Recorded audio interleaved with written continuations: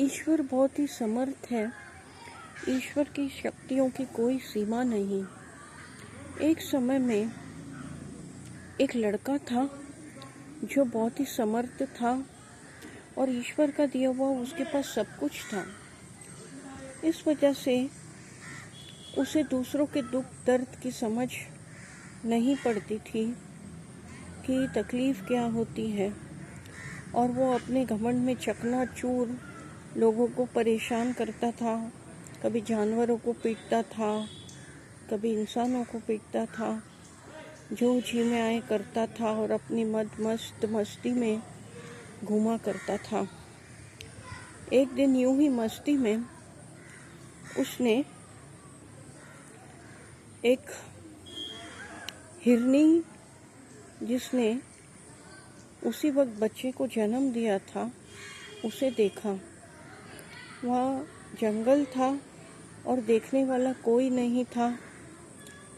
बिल्कुल भी वहाँ पर शांति और सन्नाटा था, कोई भी मौजूद नहीं था।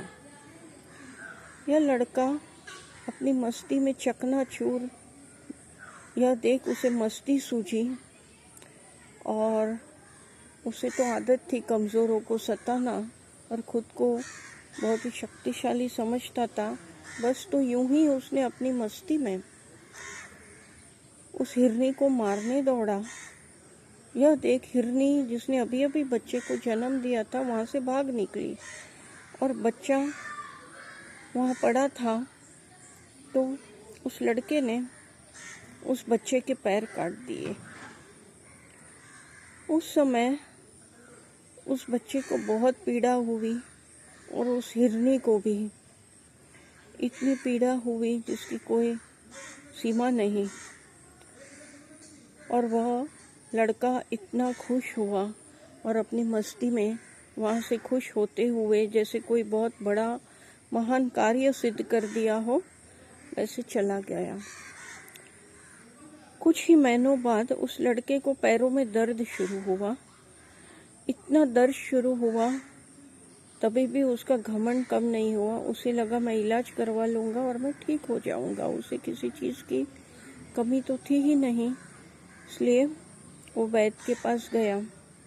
उसने दवाई शुरू की, उसने दवाई ली, लेकिन वह दर्द बढ़ता गया। तभी भी उसे होश नहीं था कि ये दर्द क्या परिणाम लाएगा। उसे लगता था ये नहीं तो कोई और वैद्य। इस तरह से उसने अनेक वैद्यों से दवा ली, सभी इलाज करवाए, सब कुछ करवा लिया, कुछ भी बाकी नहीं रहा। तब उसे ख्याल आया कि ये पैर का दर्द ठीक क्यों नहीं हो रहा है, और दर्द इतना बढ़ता गया कि वो अपाहिजों की तरह बिलखने लगा और कुछ भी काम नहीं कर पा रहा था। उसी समय उसकी तबीयत और ज़्यादा खराब हुई और उसे अस्पताल में भर्ती किया गया।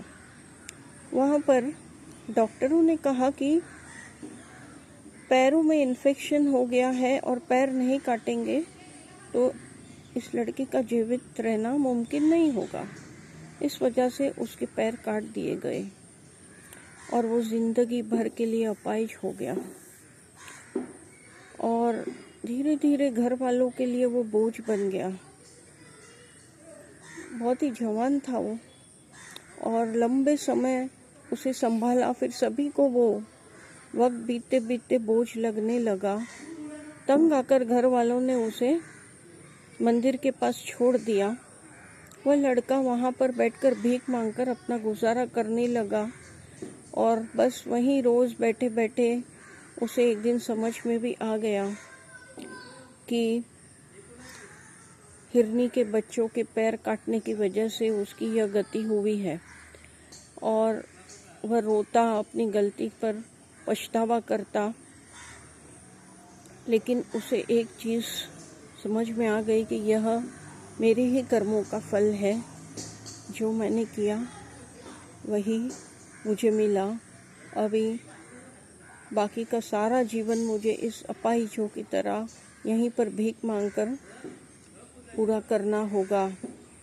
उसे बार बार उस हिरनी का बच्चा याद आता कि पता नहीं कैसे उसका क्या हुआ होगा, वो जिंदा भी रहा होगा या नहीं, उस हिरनी पर क्या बीती होगी जब वो बच्चे को देखने आई होगी लौट कर। यह सब सोचकर वो अपने कर्मों का फल भुगतने लगा और उसी मंदिर के पास उसे कई सन्यासियों का सत्संग भी हो जाता। तब उसे ख्याल आया कि कितने अहंकार और मस्ती में मैंने जीवन बिताया जब मेरे पास वक्त था। अब बहुत देर हो गई, मेरी ऐसी गति हो गई, लेकिन अभी मेरा शेष जीवन तो मैं सत्संग कर पा रहा हूँ। यही चीज़ मुझे पहले समझ में आ जाती तो मेरी ऐसी दुर्दशा नहीं होती। और इसी तरह वो मंदिर के पास बैठकर भीख मांगता। मंदिर से जो भजन कीर्तन की आवाज़ आती वह सुनता। वहाँ पर साधु संतों का जो आना जाना था उनके साथ थोड़ी बातें कर लेता। उसे काफ़ी भक्ति प्राप्त हो गई वहाँ पर बैठे बैठे, और उसे अपने कर्मों का भी एहसास हो गया।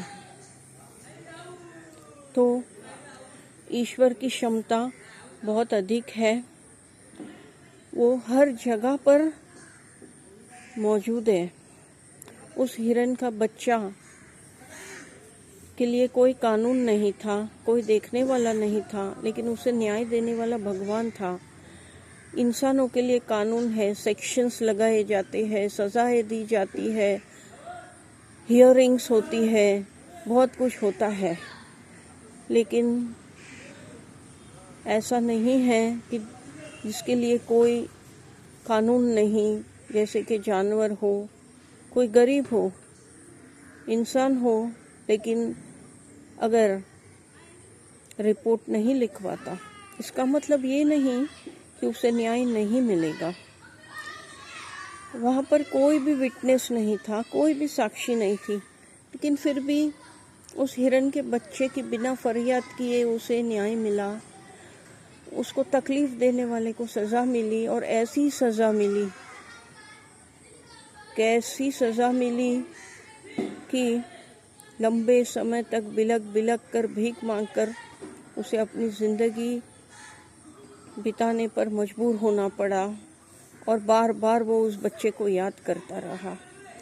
तो ईश्वर की शक्तियों को कभी नज़रअंदाज नहीं करना चाहिए, क्योंकि हर चीज़ ईश्वर के हिसाब में होती है, हर चीज़ का रिकॉर्डिंग होता है, हर चीज़ की नोट होती है, और सही समय पर हियरिंग भी होती है और फैसला भी सुनाया जाता है। धन्यवाद दर्शकों।